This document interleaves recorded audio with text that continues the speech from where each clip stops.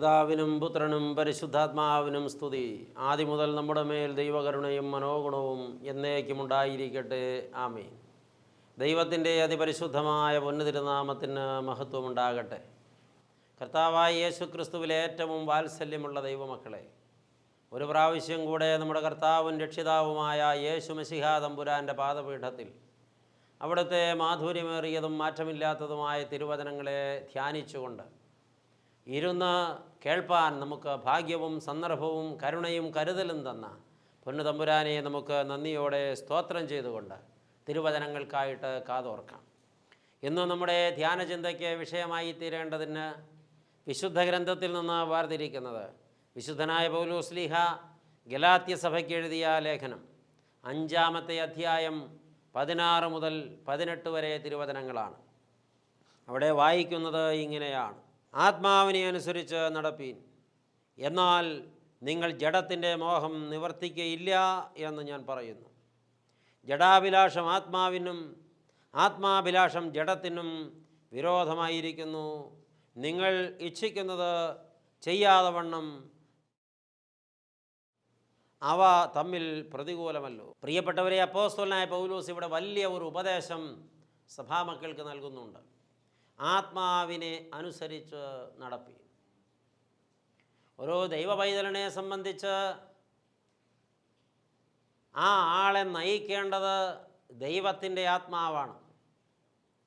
ദൈവത്തിൻ്റെ ആത്മാവിനാൽ നയിക്കപ്പെടുക, അതാണ് ആത്മാവിനെ അനുസരിച്ച് നടക്കുക എന്ന് പറഞ്ഞതിൻ്റെ അർത്ഥം. നയിക്കപ്പെടുക എന്ന് വെച്ചാൽ അതിനകത്ത് അടിച്ചേൽപ്പിക്കുക എന്ന അർത്ഥമല്ല ഉള്ളത്.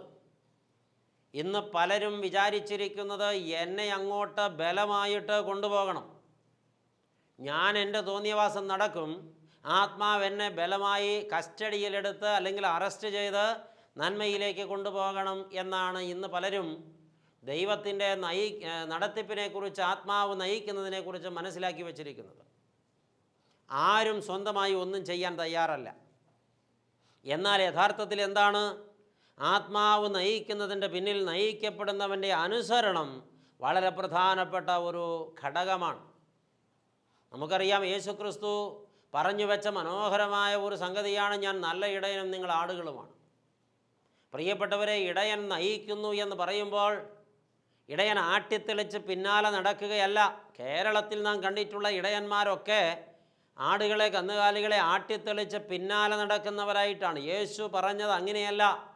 പലസ്തീനായിലെ ഇടയന്മാരാരും ആടുകളെ ആട്ടിത്തെളിച്ചു കൊണ്ട് പുറകെ നടക്കുന്നില്ല. മുമ്പെയാണ് ഇടയൻ നടക്കുന്നത്. വഴി തെളിക്കുന്നവൻ, വഴി കാണിക്കുന്നവൻ, ലക്ഷ്യം കാണിക്കുന്നവൻ, നയിക്കുന്നവൻ, അതാണ് ഇടയൻ്റെ ജോലി. ഈ ആടുകൾ അനുസരണയോടെ ഇടയനെ അനുധാവനം ചെയ്യുകയാണ്. ആത്മാവിനെ അനുസരിച്ച് നടക്കുക എന്ന് പറയുമ്പോൾ അനുസരണയോടെ ദൈവാത്മാവിനെ അനുധാവനം ചെയ്യണം. ആത്മാവ് എന്നെ നയിക്കണം, എല്ലാവരും അത് ആശിക്കുന്നുണ്ട്. ഇന്ന് പലരും ദൈവാത്മാവിനോട് ആവശ്യപ്പെടുന്നത് എന്നെ ശാസിച്ച്, എന്നെ ശിക്ഷിച്ച്, എന്നെ ബലാത്കാരം ചെയ്ത് നേരെ നടത്തണമെന്നാണ്. അനുസരിക്കാൻ എനിക്ക് മനസ്സേയില്ല. ദൈവമക്കളെ, ഇവിടെ എൻ്റെ ചിട്ടപ്പെടുത്തൽ, എൻ്റെ ക്രമപ്പെടുത്തൽ, എൻ്റെ രൂപപ്പെടുത്തൽ വളരെ പ്രധാനപ്പെട്ട ഒരു സംഗതിയാണ്. ഞാൻ സ്വയം ചിട്ടപ്പെടുത്താതെ, ഞാൻ സ്വയം തീരുമാനിക്കാതെ, ഞാൻ നടക്കാൻ കൂട്ടാക്കാതെ എന്നെ നയിക്കുന്നവർക്ക് എന്നെ ലക്ഷ്യത്തിലെത്തിക്കാൻ കഴിയില്ല. അപ്പോൾ ആത്മാവ് നയിക്കണമെങ്കിൽ ആത്മാവിനെ അനുസരിച്ച് നടക്കണം. ഇന്ന് അനുസരണക്കേടിൻ്റെ കാലമാണ്. ഇത് അനുസരണക്കേടിൻ്റെ ലോകമാണ്. അനുസരിക്കുക എന്നുള്ളത് വലിയ വില കൊടുക്കേണ്ട ഒരു സംഗതിയാണ്. വലിയ ത്യാഗപൂർണമായ ഒരു സംഗതിയാണ്. ഒത്തിരി വേദന അനുഭവമുള്ള ഒരു സംഗതിയാണ് അനുസരണം. അനുസരിക്കുക എന്ന് പറയുമ്പോഴേ എൻ്റെ ഹിതത്തെ ഞാൻ നിഷേധിക്കണം, എൻ്റെ താല്പര്യങ്ങളെ ഞാൻ ഹനിക്കണം, എൻ്റെ വഴികളെ ഞാൻ വേണ്ടെന്ന് വയ്ക്കണം, എൻ്റെ എല്ലാ താല്പര്യങ്ങളും ഞാൻ ഉപേക്ഷിക്കണം. എങ്കിലേ എന്നെ നയിക്കുന്നയാളെ എനിക്ക് അനുസരിക്കാൻ കഴിയത്തുള്ളൂ. അതുകൊണ്ടാണ് പറഞ്ഞത് അനുസരണം വളരെ പെയിൻഫുള്ളായിട്ടുള്ള ഒരു അനുഭവമാണെന്ന്. ഇന്ന് അനുസരണക്കേട് മനുഷ്യൻ്റെ ജീവിതത്തിൽ ഒരു കൂടപ്പിറപ്പ് പോലെ കൂടെയായിരിക്കാൻ കാരണമെന്താ? ഒട്ടും വേദനിക്കാൻ ഇവിടെ ആരും തയ്യാറല്ല. എൻ്റെ ഇഷ്ടങ്ങൾ, എൻ്റെ താല്പര്യങ്ങൾ, എൻ്റെ സ്വാർത്ഥമോഹങ്ങൾ, എൻ്റെ ജഡീക താല്പര്യങ്ങൾ ഞാൻ വെറുത്തുപേക്ഷിച്ചാലേ എനിക്ക് അനുസരണയോടെ കർത്താവിൻ്റെ ആത്മാവിൻ്റെ പിന്നാലെ ലക്ഷ്യത്തിലേക്ക് പോകാൻ പറ്റുകയുള്ളൂ. പക്ഷേ എൻ്റെ ആസ്വാദനങ്ങളൊന്നും ഞാൻ വിടുന്നില്ലെങ്കിൽ ഞാൻ എങ്ങനെ അനുസരിച്ച് നടക്കും? ദൈവം നമ്മെ നയിപ്പാനായിട്ട് ദാനമായി തന്ന കാര്യസ്ഥനാണ് പരിശുദ്ധാത്മാവ്. പരിശുദ്ധാത്മാവിനെ ഒരു വ്യക്തി പരിശുദ്ധ മാമോദീസ നാളിൽ പ്രാപിക്കുന്നു. അന്നു മുതൽ ആ വ്യക്തിയെ പരിശുദ്ധാത്മാവാണ് നയിക്കേണ്ടത്. പ്രിയപ്പെട്ടവരെ, ചെറുപ്പകാലം കുഞ്ഞു പ്രായത്തിലൊക്കെ നിഷ്കളങ്കതയോടെ ദൈവാത്മാവിൻ്റെ ബാലപാഠങ്ങൾക്കനുസരിച്ച് നാം പ്രയാണം ചെയ്തവരാണ്. അന്ന് നമുക്ക് നമ്മുടേതായ സ്വാർത്ഥ ചിന്തകളോ സ്വാർത്ഥ ലാഭമോഹങ്ങളോ ആസക്തികളോ ഒന്നും നമ്മെ ഭരിച്ചിട്ടില്ല. നാം ലക്ഷ്യബോധത്തോടെ നടന്നവരാ. വളർന്നു വലുതായി വരുമ്പോഴാണ് ലോകം, ജഡം, ലോകസുഖം, ജഡസുഖം, ഇതിൻ്റെ ആസ്വാദനങ്ങൾ, ഇതിൻ്റെ ഇമ്പങ്ങൾ, ഇങ്ങനെ നാനാവിധമായിരിക്കുന്ന സംഗതികൾ നമ്മുടെ മസ്തിഷ്കത്തെ ഭരിക്കാൻ തുടങ്ങുന്നത്. അപ്പോൾ ഒരു വശത്ത് ജഡം, മറുവശത്ത് ആത്മാവ്. ജഡത്തിൻ്റെ ഇഷ്ടം വേണമോ ആത്മാവിനാൽ നയിക്കപ്പെടണമോ എന്നുള്ളതായ ഒരു വലിയ ചോദ്യം മനുഷ്യൻ്റെ ഉള്ളിൽ സംഘർഷമായി മാറുകയാണ്. പ്രിയപ്പെട്ടവരെ, ഒരു വ്യക്തി ഞാൻ പരിശുദ്ധാത്മാവിനെ പ്രാപിച്ചുവെന്ന് അവകാശപ്പെട്ടാൽ ഒരു കാര്യവുമില്ല. പരിശുദ്ധാത്മാവാണ് എന്നെ നയിക്കുന്നത് എന്ന് അവകാശപ്പെട്ടാലും ഒരു കാര്യവുമില്ല. പരിശുദ്ധാത്മാവിനാൽ നയിക്കപ്പെടുന്നവർ പരിശുദ്ധാത്മാവിനെ അനുസരിച്ച് നടക്കണം. എങ്ങനെയാണ് തിരിച്ചറിയുന്നത്? ആത്മാവിനെ അനുസരിച്ച് നടക്കുന്നവർ ജഡത്തിൻ്റെ പ്രവൃത്തികൾ ചെയ്യുകയില്ല. അവരാരും ജഡമോഹങ്ങൾ നിവർത്തിക്കുകയില്ല. ദൈവമക്കളെ, വേദനയോട് സങ്കടത്തോടും ഞാനും നിങ്ങളും ഓർക്കണം. എത്ര വട്ടം കുമ്പസാരിച്ചിട്ടും എത്ര വട്ടം തീരുമാനമെടുത്തിട്ടും ജഡത്തിൻ്റെ ആസക്തികൾക്കും ജഡത്തിൻ്റെ നിയന്ത്രണത്തിനുമാണ് നമ്മുടെ ജീവിതത്തിൽ കൂടുതൽ സ്വാധീനം ചെലുത്താൻ കഴിയുന്നതെങ്കിൽ നമ്മുടെ ആത്മീയ ജീവിതം അത് പരാജയപ്പെട്ടുകൊണ്ടിരിക്കുന്നില്ലയോ എന്ന് നാം തിരിച്ചറിയണം. നമ്മുടെ കുമ്പസാരങ്ങൾ ശരിയായ അനുതാപത്തോടെയല്ലെന്നും നമ്മുടെ തീരുമാനങ്ങൾ ദൃഢനിശ്ചയത്തോടെയല്ലെന്നും നാം ഒഴുക്കിനനുകൂലമായി നീന്തിക്കൊണ്ടിരിക്കുന്നവരാണെന്നും നമ്മളൊരു പോരാട്ടത്തിന് മനസ്സില്ലാത്തവരാണെന്നും നമ്മൾ അടയാളപ്പെടുത്തുകയാണല്ലോ നമ്മുടെ ഈ അഴഞ്ഞ പ്രയാണത്തിലൂടെ. ഒരു തിരുത്തപ്പെടൽ നമുക്ക് ആവശ്യമുണ്ട് ദൈവമക്കളെ. ജഡാഭിലാഷം പ്രവർത്തിക്കുന്നവരാരും ആത്മാവിനെ അനുസരിച്ച് നടക്കുന്നവരല്ല. ആത്മാവിനെ പ്രാപിച്ചുവെന്ന് അവകാശപ്പെടുന്നവർ വഴിതെറ്റാതെ ലക്ഷ്യത്തിലെത്തണമെങ്കിൽ ആത്മാവിനെ അനുസരിച്ച് നടക്കണം. അത് നമ്മുടെ ജീവിതത്തിൽ വളരെയേറെ അനിവാര്യമായിട്ടുള്ള ഒരു സംഗതിയാണ്. ഇവിടെ അപ്പോസ്തലൻ തുടർന്ന് രേഖപ്പെടുത്തുന്നുണ്ട്. 19 മുതലുള്ള വാക്യങ്ങളിൽ 18-ാം വാക്യത്തിൽ പറഞ്ഞു വച്ചത്, ആത്മാവിനെ അനുസരിച്ച് നടക്കുന്നു എങ്കിൽ നിങ്ങൾ ന്യായപ്രമാണത്തിൻ്റെ കീഴിലുള്ളവരല്ല, പിന്നെയോ നിങ്ങൾ സ്നേഹപ്രമാണത്തിൻ്റെ കീഴിലുള്ളവരാണ്. ന്യായപ്രമാണം പകയുടെയും വൈരാഗ്യത്തിൻ്റെയും ഏറ്റുമുട്ടലിൻ്റെയും പ്രമാണമാണ്. ന്യായപ്രമാണം എന്താ പറയുന്നത്? പല്ലിന് പകരം പല്ല്, കണ്ണിന് പകരം കണ്ണ്, പ്രാണന് പകരം പ്രാണൻ. നിൻ്റെ കണ്ണൊരാൾ കുത്തിപ്പൊട്ടിച്ചാൽ നിനക്ക് നേരിട്ടോ ആളയച്ചോ നിൻ്റെ കണ്ണ് കുത്തിപ്പൊട്ടിച്ചവനെ പിടിച്ച് അവൻ്റെ കണ്ണ് കുത്തിപ്പൊട്ടിച്ച് പ്രതികാരം ചെയ്യാം. ഇതാണ് ന്യായപ്രമാണം. ആത്മാവിനെ അനുസരിച്ച് നടക്കുന്നവർക്ക് ഈ പ്രമാണം ഒരിക്കലും ജീവിതത്തിൽ നടപ്പിലാക്കാൻ കഴിയില്ല. സ്നേഹപ്രമാണം എന്താണെന്നറിയാമോ? നിൻ്റെ ഒരു ചകിട്ടത്തൊരാൾ അടിച്ചാൽ മറു ചകിട് കൂടെ നീ കാണിച്ചു കൊടുക്കണം. ഇതാണ് ആത്മാവിൻ്റെ പ്രമാണം, വിനയത്തിൻ്റെ പ്രമാണം, ക്ഷമയുടെ പ്രമാണം, ശാന്തതയുടെ പ്രമാണം. ന്യായപ്രമാണം എന്താണ് പറയുന്നതെന്നറിയാമോ? ഒരുവൻ നിൻ്റെ പല്ല് അടിച്ച് കൊഴിച്ചാൽ നീ അവനെ പിന്തുടർന്ന് വേട്ടയാടുക, അവനെ പിടിച്ചവൻ്റെ പല്ല് നീ തല്ലിക്കൊഴിച്ച് പകരം വെട്ടുക. സ്നേഹപ്രമാണം പറഞ്ഞത് ഓർമ്മയുണ്ടല്ലോ? ഒരു ചകിട്ടത്തടിക്കുന്നവന് മറു ചകിടും കൂടെ കാണിച്ചു കൊടുക്കുക. ആത്മാവിനെ അനുസരിച്ച് നടക്കുന്നവർ അങ്ങനെയാണ് പ്രിയപ്പെട്ടവരെ. ന്യായപ്രമാണം പറയുന്നത് എന്താ? പ്രാണന് പകരം പ്രാണൻ. നിൻ്റെ പ്രാണൻ ഒരാൾ കവർന്നെടുത്തെങ്കിൽ അല്ല, നിൻ്റെ ഏറ്റവും അടുത്തയാളുടെ പ്രാണൻ ഒരാൾ കവർന്നെടുത്തെങ്കിൽ നീ അയാളെ വേട്ടയാടി പിടിച്ചിട്ട് അവൻ്റെ പ്രാണൻ കവർന്നെടുത്ത് പകരം വെട്ടുക. ഇതാണ് ന്യായപ്രമാണം. എന്നാൽ സ്നേഹപ്രമാണം അങ്ങനെയല്ല. ശത്രുക്കളെ സ്നേഹിപ്പീൻ, നിന്നെ ഉപദ്രവിക്കുന്നവർക്ക് വേണ്ടി പ്രാർത്ഥിപ്പീൻ. അതാണല്ലോ ക്രൂശിൽ കണ്ടത്.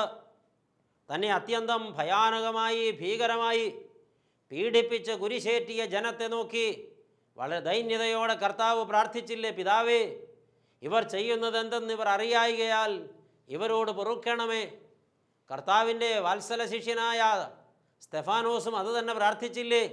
കൂർത്തുമൂർത്ത കല്ലുകൾ ശരീരഭാഗങ്ങളെ ചിതറിച്ച് തെറിപ്പിക്കുമ്പോൾ, രക്തത്തിൽ മുങ്ങിക്കുളിക്കുമ്പോൾ മുട്ടിന്മേൽ നിന്ന് കരങ്ങൾ ഉയർത്തി ഭക്തൻ നിലവിളിച്ചില്ലേ, പിതാവേ, ഇവരുടെ പാപം ഇവരുടെ മേൽ നിർത്തരുതേ, ഇവരോട് പൊറുക്കണമേ.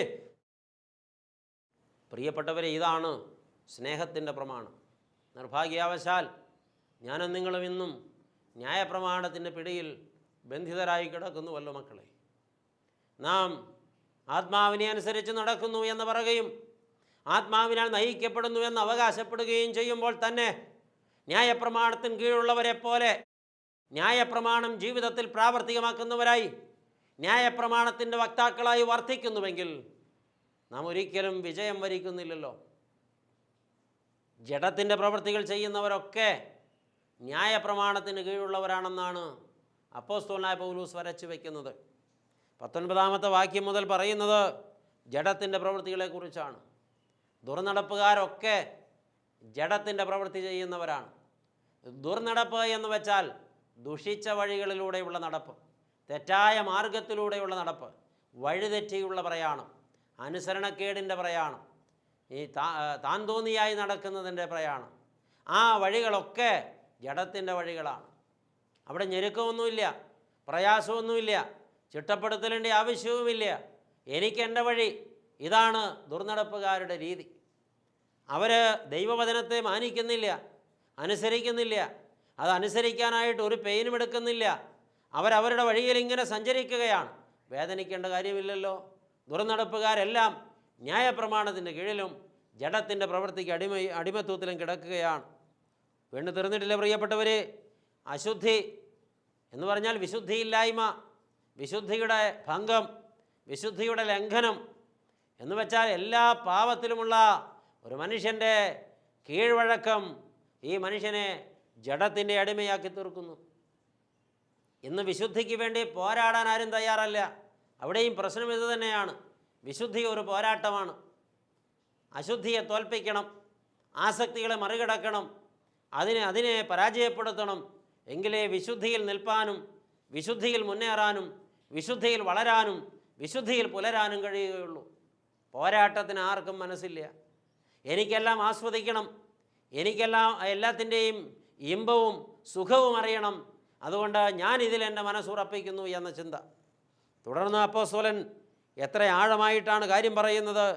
ദുഷ്കാമം ജഡത്തിൻ്റെ പ്രവൃത്തിയാണ്. വിഗ്രഹാരാധന ന്യായപ്രമാണത്തിൻ്റെ അടിമത്വവും ജഡത്തിൻ്റെ അടിമത്വവുമാണ്.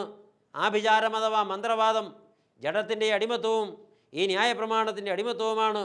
പക, പിണക്കം എന്നിവയും അപ്രകാരം തന്നെയാണ്. വീണ്ടും അപ്പോസ്തലൻ പറയുന്നു, ജാരശങ്ക, ജീവിത പങ്കാളിയിൽ സംശയം തോന്നുന്നു, എൻ്റെ പങ്കാളിക്ക് മറ്റൊരാളുമായി അവിഹിത ബന്ധമുണ്ടെന്ന ശങ്കയുടെ പേരാണ് ജാരശങ്ക. ഇത് ആത്മാവിനാൽ നയിക്കപ്പെടുന്നവർക്ക് ഉണ്ടാവുകയില്ല. ഇത് ജഡത്തിനാൽ നയിക്കപ്പെടുന്നവർക്ക്, ഈ ലോകത്താൽ നയിക്കപ്പെടുന്നവർക്ക്, ന്യായപ്രമാണത്താൽ നയിക്കപ്പെടുന്നവർക്ക് ഉണ്ടാകും. ആത്മാവിനാൽ നയിക്കപ്പെടുന്നവർക്ക് ഇങ്ങനൊരു ചിന്തയേ വരികയില്ല.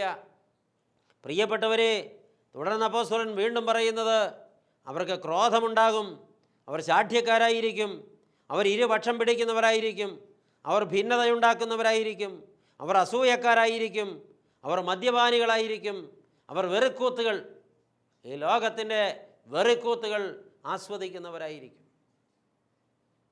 അതാണ് ജഡത്തിൻ്റെ പ്രമാണം. നിർഭാഗ്യവശാൽ മാമോദീസ വെള്ളം തലയിൽ വീണ് പരിശുദ്ധാത്മാവിനെ പ്രാപിച്ച് സ്വർഗത്തിലെ ജീവപുസ്തകത്തിൽ പേരെഴുതപ്പെട്ട് നിത്യതയുടെ അവകാശിയായി തീർന്ന അനേകായിരം ആളുകൾ, ലക്ഷോപലക്ഷം ആളുകൾ ഇന്ന് ജഡത്തിൻ്റെ പ്രമാണത്താൽ പിടിക്കപ്പെട്ട് പാപത്തിൻ്റെ വഴിയിലൂടെ ക്രമം കെട്ട് നടന്ന് ലക്ഷ്യബോധമില്ലാതെ നാശോന്മുഖരായി പോയിക്കൊണ്ടിരിക്കുന്നുവല്ലോ. ദൈവമക്കളെ, ഈ വാക്കുകൾ കേട്ടുകൊണ്ടിരിക്കുമ്പോൾ സ്വന്തം ജീവിതത്തെ ഒന്ന് തൂക്കി നോക്കാൻ, സ്വന്തം ജീവിതത്തെ ഒന്ന് പരിശോധിപ്പാൻ, സ്വന്തം ജീവിതത്തെ ഒന്ന് തിരുത്തുവാൻ ഒരു നിലവിളിയോടെ, ഞാൻ പിഴയാളിയാണ് ദൈവമേ, ഞാൻ പിഴയാളിയാണ്, എൻ്റെ പിഴ എൻ്റെ വലിയ പിഴ എന്നൊന്ന് നിലവിളിപ്പാൻ, ഒന്ന് ഏറ്റുപറയാൻ ദൈവസന്നിധിയിൽ മനസ്സുരുക്കമുണ്ടാകുമോ ആർക്കെങ്കിലുമെന്ന് ദൈവത്തിൻ്റെ ആത്മാവ് സൂക്ഷ്മതയോടെ നോക്കിക്കൊണ്ടിരിക്കുന്നു. ജഡമോഹങ്ങൾക്ക് വിധേയപ്പെടുന്നവരാരും പരിശുദ്ധാത്മാവിനെ അനുസരിച്ച് നടക്കുന്നില്ല. ഒരു മനുഷ്യനെ നയിക്കുന്നത് ജഡമാണോ ദൈവാത്മാവാണോ എന്ന് ആ മനുഷ്യൻ്റെ പ്രവൃത്തികളാൽ അറിയാം. നമ്മൾ പരാജയപ്പെടുന്നു പ്രിയപ്പെട്ടവരെ. നാം വിജയികളാകേണ്ടതിന് ഞെരുങ്ങാൻ തയ്യാറായി, താഴാൻ തയ്യാറായി, ഒതുങ്ങാൻ തയ്യാറായി, സഹിക്കാൻ തയ്യാറായി, സ്വയം താഴ്ത്തി ദൈവാത്മാവിന് കീഴ്പ്പെടുത്തി കൊടുക്കുക. താഴെ അപ്പോസ്തലൻ 22 മുതലുള്ള വാക്യങ്ങളിൽ തുടർന്ന് പറയുന്നത് ഇങ്ങനെയാണ്. ഈ ജഡത്തിൻ്റെ പ്രവൃത്തികളെക്കുറിച്ച് പറഞ്ഞിട്ട് അപ്പോസ്തലൻ അതിനടിക്കുറിപ്പ് എഴുതിയത് ഇങ്ങനെയാണ്: ഈ വക പ്രവർത്തിക്കുന്നവർ ദൈവരാജ്യം അവകാശമാക്കുകയില്ല എന്ന് ഞാൻ മുമ്പേ പറഞ്ഞത് ആവർത്തിച്ച് നിങ്ങളോട് പറയുന്നു. ജഡത്തിൻ്റെ പ്രവൃത്തികൾക്ക് വശംവദരായവരെക്കുറിച്ചാണ് പറഞ്ഞത്. അവർ ദൈവരാജ്യം അവകാശമാക്കുകയില്ല. എന്നാൽ 22 മുതലുള്ള വാക്യങ്ങളിൽ ആത്മാവിൻ്റെ ഫലമോ അത് വർണ്ണിച്ചു വയ്ക്കുകയാണ്. ആത്മാവിനാൽ നയിക്കപ്പെടുന്നവർ, ആത്മാവിനെ അനുസരിച്ച് നടക്കുന്നവർ, അവരുടെ ജീവിതത്തിൽ വെളിപ്പെട്ടു വരുന്ന സംഗതികൾ അതിങ്ങനെ പറഞ്ഞു വയ്ക്കുകയാണ്. അത് സ്നേഹമാണ്. അവർ സ്നേഹമുള്ളവരായിരിക്കും, അവർ സ്നേഹിക്കുന്നവരായിരിക്കും, അവർ ദൈവത്തെ സ്നേഹിക്കുന്നവരായിരിക്കും, അവർ സഹജീവികളെ സ്നേഹിക്കുന്നവരായിരിക്കും, അവർ പ്രകൃതിയെ സ്നേഹിക്കുന്നവരായിരിക്കും, അവർ പ്രപഞ്ചത്തെ സ്നേഹിക്കുന്നവരായിരിക്കും, അവർ സ്നേഹത്തിൻ്റെ വക്താക്കളായിരിക്കും. അവർക്കാണ് ദൈവരാജ്യം അവകാശമായി വരിക. അവരാണ് ദൈവാത്മാവിനാൽ നയിക്കപ്പെടുന്നവർ, സ്നേഹമുള്ളവർ തന്നെ. വീണ്ടും അപ്പോസ്തലൻ പറയുന്നു, അവരുടെ മറ്റൊരു പ്രത്യേകത, അവർ സന്തോഷമുള്ളവരായിരിക്കും. സന്തോഷമെന്ന് പറയുമ്പോൾ ലോകത്തിൻ്റെ ഇമ്പങ്ങൾ ആസ്വദിച്ചിട്ടുള്ള ആനന്ദമല്ല, മദ്യപിച്ചിട്ടുള്ള ആനന്ദമല്ല, ലഹരി പിടിച്ചിട്ടുള്ള ആനന്ദമല്ല. പ്രിയപ്പെട്ടവരെ, കഷ്ടതയുടെ മധ്യത്തിലും രോഗത്തിൻ്റെ മധ്യത്തിലും പ്രാതികൂല്യത്തിൻ്റെ മധ്യത്തിലും അവഗണനയുടെ മധ്യത്തിലും ഒറ്റപ്പെടുത്തപ്പെടുമ്പോഴും ഉറ്റവരും ഇടയവരും കൈവിടുമ്പോഴും പക്ഷം തിരിഞ്ഞു നിന്ന് പരിഹസിക്കുമ്പോഴും പ്രിയപ്പെട്ടവർ കൈവിട്ടു പോകുമ്പോഴും ജീവിതത്തിൽ വലിയ പ്രയാസങ്ങളും ഭാരങ്ങളും വരുമ്പോഴും കണ്ണുമങ്ങാതെ മുഖം പ്രകാശിച്ചുകൊണ്ട് കർത്താവിലുള്ള പ്രത്യാശയോടെ എൻ്റെ പ്രിയൻ എന്നെ കൊണ്ടുപോകുവാൻ വാക്കുപാലിച്ച് മടങ്ങി വരുമെന്നുള്ള ഉറപ്പോടെ ഉള്ളിൽ നിറഞ്ഞു കവിയുന്ന പരമാനന്ദമായി സന്തോഷിക്കുന്നവരെക്കുറിച്ചാണ്. അത് ആത്മാവിനാൽ നയിക്കപ്പെടുന്നവരുടെ ജീവിതത്തിൻ്റെ പ്രത്യേകതയാണ്. അവർക്ക് ഏത് പ്രാതികൂല്യത്തിലും ചിരിക്കാൻ പറ്റും. അവരുടെ കണ്ണ് ഒരിക്കലും നിരാശയുടെ ഭാവം പ്രകടിപ്പിക്കില്ല. അത് സന്തോഷമാണ്. ദൈവാത്മാവിനാൽ നയിക്കപ്പെടുന്നവരുടെ മൂന്നാമത്തെ പ്രത്യേകത പറഞ്ഞത്, അവർ സമാധാനം അനുഭവിക്കുന്നവരും സമാധാനം ഉണ്ടാക്കുന്നവരും സമാധാനം പങ്കിടുന്നവരുമായിരിക്കുമെന്നുള്ളതാണ്. അവർ സമാധാനം അനുഭവിക്കുന്നവരായിരിക്കും. ഇന്ന് ധാരാളം പേരുടെ പ്രശ്നം, എനിക്ക് സമാധാനമില്ല എന്ന പല്ലവിയാണ് അവർ നിരന്തരം പറയുന്നത്. ദൈവാത്മാവിനാൽ നയിക്കപ്പെടുന്നവർക്ക് നിരന്തരമായ സമാധാനം അവർ അനുഭവിക്കും. അവർ സമാധാനം ഉണ്ടാക്കുന്നവരായിരിക്കും. അവർ ഇരിക്കുന്ന ഇടത്ത്, അവർ പ്രവർത്തിക്കുന്ന ഇടത്ത്, അവർ സമ്പർക്കം ചെയ്യുന്ന ഇടങ്ങളിലെല്ലാം അവർ സമാധാനം ഉണ്ടാക്കുന്നവരായിരിക്കും. മാത്രമല്ല, അവർ സമാധാനം കൊടുക്കുന്നവരായിരിക്കും. ഇതാണ് ആത്മാവിനാൽ നയിക്കപ്പെടുന്നവരുടെ പ്രത്യേകത. പ്രിയപ്പെട്ടവരെ, ഇന്ന് സമാധാനം ആരിലുണ്ട്? ആര് സമാധാനം അനുഭവിക്കുന്നുണ്ട്? ആരാണ് സമാധാനം ഉണ്ടാക്കുന്നത്? ആരാണ് സമാധാനം പങ്കിടുന്നത്? നാം പരാജയപ്പെടുന്നുവല്ലോ എന്ന് വീണ്ടും നാം തിരിച്ചറിയുകയാണ്. ഈ ദൈവാത്മാവിനാൽ നയിക്കപ്പെടുന്നവരുടെ നാലാമത്തെ പ്രത്യേകത അപ്പോസ്തലൻ പറയുന്നത്, അവർ ദീർഘക്ഷമയുള്ളവരായിരിക്കും. അവർ പെട്ടെന്ന് ക്ഷോഭിക്കുന്നവരായിരിക്കില്ല. ഇപ്പോഴുണ്ടാകുന്ന ഒരു സംഗതിയിൽ പ്രകോപിതരാകുന്നവരായിരിക്കില്ല. അവർ ഒരു കുറ്റം ചെയ്തവരുടെ മേൽ അപ്പോൾ ശിക്ഷ പ്രഖ്യാപിക്കുന്നവരായിരിക്കില്ല. അവർ വളരെ പ്രതീക്ഷയോടെ, തികഞ്ഞ ദീർഘക്ഷമയോടെ കാത്തിരിക്കുന്നവരും പ്രതീക്ഷയുള്ളവരുമായിരിക്കും. നമ്മുടെ കുഴപ്പമെന്താ? ക്ഷിപ്രകോപികളാണ്. ഒന്നിനും ഒരിക്കലും നമുക്ക് സഹനശേഷിയില്ല. ഇച്ഛിച്ച കാര്യം അപ്പോൾ നടന്നില്ലെങ്കിൽ നാം പൊട്ടിത്തെറിക്കും, ബോംബിനേക്കാൾ ശക്തമായി. പറഞ്ഞ കാര്യം അപ്പോൾ നടപ്പിലാക്കിയില്ലെങ്കിൽ നാം ബഹളമുണ്ടാക്കും. ആഗ്രഹിച്ച കാര്യം അതുപോലെ നടന്നില്ലെങ്കിൽ നാം ഭയങ്കര പ്രശ്നങ്ങൾ സൃഷ്ടിക്കും. ഏതാത്മാവാണ് നയിക്കുന്നത്? ദൈവത്തിൻ്റെ പരിശുദ്ധാത്മാവാണോ ജഡമാണോ നയിക്കുന്നത്? ദൈവാത്മാവാണ് നയിക്കപ്പെടുന്നവർ ക്ഷോഭിക്കില്ല, കോപിക്കില്ല. അവർ ക്ഷിപ്രകോപികളായിരിക്കില്ല. അവർ ശാന്തരും ദീർഘക്ഷമയുള്ളവരുമായിരിക്കും. അതാണ് ആത്മാവിനാൽ നയിക്കപ്പെടുമ്പോഴുള്ള വലിയ പ്രത്യേകത. വീണ്ടും അപ്പോസ്തലനായ പൗലോസ് തുടർന്ന് പറയുന്നത്, അവർ ദയയുള്ളവരായിരിക്കും, കരുണയുള്ളവരായിരിക്കും, അനുകമ്പയുള്ളവരായിരിക്കും. അവർ മറ്റുള്ളവരുടെ വേദന കാണാൻ കണ്ണുള്ളവരും, ആ വേദനകളിലേക്ക് ഇറങ്ങിച്ചെന്നതിന് ആശ്വാസം പകരാൻ മനസ്സുള്ളവരും, അതിനുവേണ്ടി ഏതറ്റം വരെ പോകാൻ മനസ്സൊരുക്കമുള്ളവരും, അതിനുവേണ്ടി വരുന്ന നഷ്ടം കണക്ക് കൂട്ടി നോക്കാതെ സഹിക്കുന്നവരുമായിരിക്കും. അതാണ് ആത്മാവിനാൽ നയിക്കപ്പെടുന്നവരുടെ പ്രത്യേകത. അങ്ങനെ അപൂർവം ചിലർ ഇന്നും ലോകത്തുണ്ട്. പക്ഷെ നമ്മൾ എവിടെ നിൽക്കുന്നു പ്രിയപ്പെട്ടവരെ? നമുക്ക് കരുണയുണ്ടോ? നമുക്ക് ദയയുണ്ടോ? വേദനിക്കുന്നവരെക്കുറിച്ച് നമ്മുടെ വിചാരം എന്താണ്? നമ്മൾ അവരിലേക്ക് ഇറങ്ങിച്ചെല്ലാറുണ്ടോ? നമുക്കത് സാധ്യമാകാറുണ്ടോ? ഇനി വീണ്ടും അപ്പോസ്തലൻ പറയുന്നത്, അവർ ദൈവാത്മാവിനാൽ നയിക്കപ്പെടുന്നവർ പരോപകാരികളായിരിക്കുമെന്നാണ്. മറ്റുള്ളവർക്ക് ഉപകാരം ചെയ്യുക, മറ്റുള്ളവരുടെ വേദനകളിൽ അവരെ ആശ്വസിപ്പിക്കുക, അവരുടെ സാമ്പത്തിക ഞെരുക്കത്തിൽ അവരെ സഹായിക്കുക, കുഴിയിലാണെങ്കിൽ കരകയറാൻ അവർക്ക് കൈത്താങ്ങൽ കൊടുക്കുക, അവരെ നിവർത്തി നിർത്തുക, അവരെ തന്നോടൊപ്പം എത്തിക്കുക, അവരെ മുന്നോട്ട് പോകാൻ നയിക്കുക. ഇത് ദൈവാത്മാവിനാൽ നയിക്കപ്പെടുന്നവർക്ക് കഴിയും. അവർക്ക് മാത്രമേ കഴിയുകയുള്ളൂ. വീണ്ടും അപ്പോസ്തലൻ പറയുന്നത്, അവർ വിശ്വസ്തരായിരിക്കുമെന്നാണ്. ദൈവാത്മാവിനാൽ നയിക്കപ്പെടുന്നവർ ആരെയും ചതിക്കില്ല, ആരെയും വഞ്ചിക്കില്ല, ഒരു വാക്ക് വ്യത്യാസവും കാണിക്കില്ല. ദൈവാത്മാവിനാൽ നയിക്കപ്പെടുന്നവർ ദൈവത്തോട് വിശ്വസ്തരായിരിക്കും, ദൈവവചനത്തോട് വിശ്വസ്തരായിരിക്കും, സഭയോട് വിശ്വസ്തരായിരിക്കും, ആരാധനയോട് വിശ്വസ്തരായിരിക്കും. ദൈവാത്മാവിനാൽ നയിക്കപ്പെടുന്നവർ കുടുംബജീവിതത്തിൽ വിശ്വസ്തരായിരിക്കും, ജീവിത പങ്കാളിയോട് വിശ്വസ്തരായിരിക്കും, മാതാപിതാക്കളോട് വിശ്വസ്തരായിരിക്കും, മക്കളോട് വിശ്വസ്തരായിരിക്കും, കൂടപ്പറപ്പുകളോട് വിശ്വസ്തരായിരിക്കും.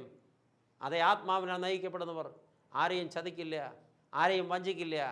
ഒരിക്കലും അവർക്ക് അവിശ്വസ്തത കാണിക്കാൻ കഴിയില്ല. ജഡത്താൽ നയിക്കപ്പെടുന്നവർ അങ്ങനെയല്ല.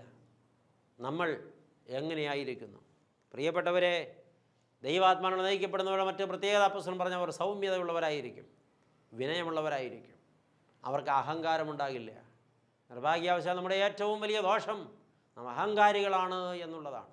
മറ്റുള്ളവരെ വകവയ്ക്കുന്നില്ല, മറ്റുള്ളവരെ പരിഹസിക്കുന്നു, മറ്റുള്ളവരെ കുറ്റപ്പെടുത്തുന്നു, മറ്റുള്ളവരെ അപഹസിക്കുന്നു, മറ്റുള്ളവരെ അപമാനിക്കുന്നു, മറ്റുള്ളവരെ വേട്ടയാടുന്നു. എന്നാൽ ദൈവാത്മാവിനാൽ നയിക്കപ്പെടുന്നവർ സ്വയം താഴ്ത്തുന്നു, വിനയപ്പെടുന്നു, താഴ്മയുള്ളവരാകുന്നു, മറ്റുള്ളവരെ വിധിക്കുന്നില്ല, മറ്റുള്ളവരെ തുച്ഛീകരിക്കുന്നില്ല, മറ്റുള്ളവരെ മുമ്പ് കടന്നു പോകാൻ നോക്കുന്നില്ല. എവിടെയും വിനയത്തിൻ്റെയും താഴ്മയുടെയും ഭാവമാണ് ആത്മാവിനാൽ നയിക്കപ്പെടുന്നവരുടെ പ്രത്യേകത.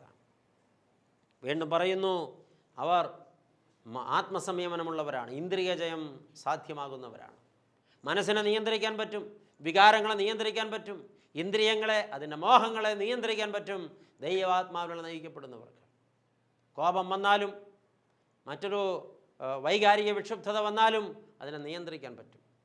അത് ലൈംഗികാസക്തിയാണെങ്കിലും അതിനെ നിയന്ത്രിക്കാൻ പറ്റും ദൈവാത്മാവിനാൽ നയിക്കപ്പെടുന്നയാൾക്ക്. അല്ലാത്തവർക്ക് ഒരു വികാരത്തെയും നിയന്ത്രിക്കാൻ പറ്റില്ല, ഒരു മോഹത്തെയും നിയന്ത്രിക്കാൻ പറ്റില്ല, ഒരാസക്തിയെയും നിയന്ത്രിക്കാൻ പറ്റില്ല. ദൈവാത്മാവിനാൽ നയിക്കപ്പെടുക. പ്രിയപ്പെട്ടവരെ, ഇങ്ങനെ പറഞ്ഞു വച്ചിട്ട് അപ്പോസ്തലൻ എന്നോട് നിങ്ങളോടും എന്ന് ചോദിച്ചു വയ്ക്കുന്നുണ്ട്, നിങ്ങൾ ദൈവാത്മാവിനെ അനുസരിച്ചാണോ നടക്കുന്നത്? ആത്മാവിനെ അനുസരിച്ച് നടപ്പീൻ. ആ നടപ്പിൽ പൂർണ്ണതപ്പെടുവാൻ നമുക്ക് ഭാഗ്യമുണ്ടാകട്ടെ. ഇന്ന് കേട്ട ദൂത് നമ്മെ ആത്മാവിനെ അനുസരിച്ച് നടക്കാൻ വിനയമുള്ളവരും അനുസരണമുള്ളവരുമാക്കി തീർക്കട്ടെ. പ്രാർത്ഥിക്കാം. സ്നേഹവാനും പരിശുദ്ധനുമായ ദൈവമേ, തൃപ്പാദപീഠത്തിൽ നിൻ്റെ മക്കളെ വിളിച്ചിരുത്തിയിട്ട് വ്യക്തതയോടെ ഇന്ന് അടിയങ്ങളോട് സംസാരിച്ചിരിക്കുന്നുവല്ലോ. കർത്താവെ, കേൾപ്പിച്ച ദൂത് ഞങ്ങളുടെ ഹൃദയങ്ങളെ തൊട്ടിട്ടുണ്ട്. ഞങ്ങൾ ആത്മാവിനെ അനുസരിച്ച് നടക്കാൻ വിളിക്കപ്പെട്ടവരാണ്, ആത്മാവിനെ അനുസരിച്ച് നടക്കേണ്ടവരാണ്. പക്ഷെ പലപ്പോഴും ജഡമോഹം ഞങ്ങളെ കീഴടക്കി കളയുന്നു. ജഡത്തിൻ്റെ പ്രവൃത്തികൾ ഞങ്ങളെ ഭരിക്കുന്നു. അയ്യോ, ഞങ്ങൾ വലിയ പിഴയാളികളെന്ന് സമ്മതിക്കുന്നു. ഞങ്ങൾ ഏറ്റുപറയുന്നു, ഞങ്ങൾ അനുതപിക്കുന്നു, ഞങ്ങൾ നിലവിളിക്കുന്നു, ഞങ്ങൾ കുമ്പസാരിക്കുന്നു.